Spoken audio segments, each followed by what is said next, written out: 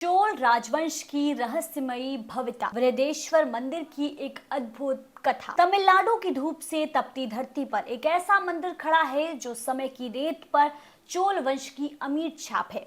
बृहदेश्वर मंदिर कहते हैं ये केवल मंदिर नहीं बल्कि राजा राजराज चोल की भक्ति, स्थापत्य कौशल और रहस्यमय विज्ञान का संगम है। एक ऐसा स्थल जहां इतिहास, आस्था और आश्चर्य एक साथ सांस लेते हैं। प्रारंभ एक राजा का सपना। सन 1000 ईस्वी की बात। चोल साम्राज्य अपने वैभव के चरम पर था। समुद्रों को नापने वाला, सेनाओं को दिशा देने वाला राजा राजराज चोल प्रथम एक गहन तपस्या से लौटे थे। शिव की भक्ति में रमे राजा को एक स्वप्न आया, एक ऐसा मंदिर बनाओ जो समय को भी चुनौती दे सके, जहां शिव स्वयं वास करे। उस स्वप्न ने उन्हें एक लक्ष्य दे दिया। राजा ने घोषणा की, मैं ऐसा मंदिर बनवाऊंगा जिसकी ऊंचाई आकाश को छुएगी, जिसकी नक्काशी ब्रह्मा के हस्तकला जैसी होगी और जिसका रहस्य युगों तक विद्वानों को चकित करेगा। निर्माण पत्थरों में सांसें भरना। लेकिन एक समस्या थी, तंजावुर के आसपास ग्रेनाइट की एक भी खदान नहीं थी। फिर भी राजा ने हार नहीं मानी। 50 से 60 किलोमीटर दूर के पहाड़ों से 1,30,000 टन ग्रेनाइट मंगाया गया। 3,000 हाथियों और हजारों बैलों की सहायता से पहाड़ जैसे पत्थर धीरे धीरे मंदिर में बदलने लगे। मंदिर का शिखर यानी विमानम 66 मीटर ऊंचा बना, इतना ऊंचा कि आज भी ये दुनिया के सबसे ऊंचे मंदिर शिखरों में गिना जाता है। और इस शिखर के ऊपर रखा गया है 80 टन वजनी एक ही पत्थर का गुंबद, जिसे ऊपर रखने के लिए कारीगरों ने 6 किलोमीटर लंबा एक झुका हुआ पुल बनाया।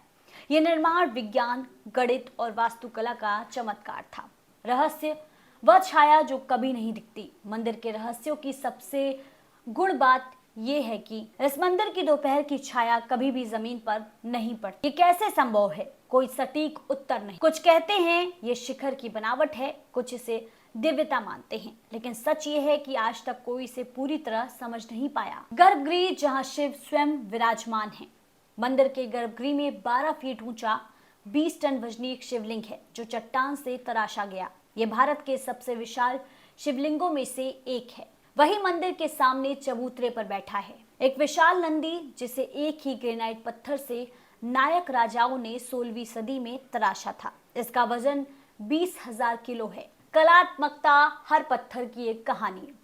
दीवारों, स्तंभों और गलियारों पर बनी आकृतियां केवल सजावट नहीं है, ये कहानियां हैं चोल काल के जीवन की, भरतनाट्यम की मुद्राओं की, देवी देवताओं के स्वरूपों की और यहाँ तक कि चोल सम्राटों की विजयों। इन चित्रों को देखकर लगता है मानो समय वहीं थम गया है। गांधी जी की उपस्थिति एक ऐतिहासिक क्षण।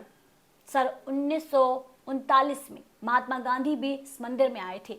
उन्होंने इसे देखकर एक पत्र लिखा जिसमें वे कहते हैं, ये केवल मंदिर नहीं, ये सामाजिक समानता का प्रतीक है। चोल राजा ने अपने राज्य के 90 मंदिरों को हर जाति के लिए खोला था।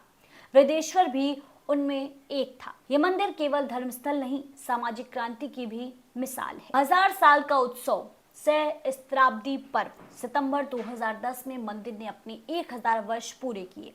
तमिलनाडु के आकाश में उत्सव की रश्मियां गूंज उठी। कला, संस्कृति, संगीत, नृत्य सबने मिलकर बृहदेश्वर के यशोगान में हिस्सा लिया। जीवित मंदिर समय को ठहरता हुआ, आज भी ठीक वैसे ही जैसे 1000 साल पहले यहाँ पूजा होती है। दीप जलते हैं, घंटियां बजती हैं और शिव के मंत्रों की गूंज इस पत्थर की इमारत को जीवित बनाए रखती है। ये कोई पुरानी बंद हो चुकी इमारत नहीं है, ये है लिविंग टेम्पल, एक जीता जागता तीर्थ, एक प्राचीन परंपरा का जीवित चिन्ह। उपसंहार, चोलों की गाथा पत्थरों में। बृहदेश्वर मंदिर सिर्फ एक वास्तुशिल्प चमत्कार नहीं, ये चोल वंश के साहस, भक्ति और कौशल की पत्थर पर लिखी गई कविता है, जहां हर नक्काशी एक कथा कहती है, हर स्तंभ इतिहास दोहराता है और हर दर्शन आत्मा को स्पर्श। तो अगली बार जब आप तंजावुर जाएं, बृहदेश्वर मंदिर के सामने खड़े होकर सिर झुकाएं, क्योंकि ये केवल मंदिर नहीं है, ये भारत की सांस्कृतिक आत्मा की एक अमर ध्वनि है।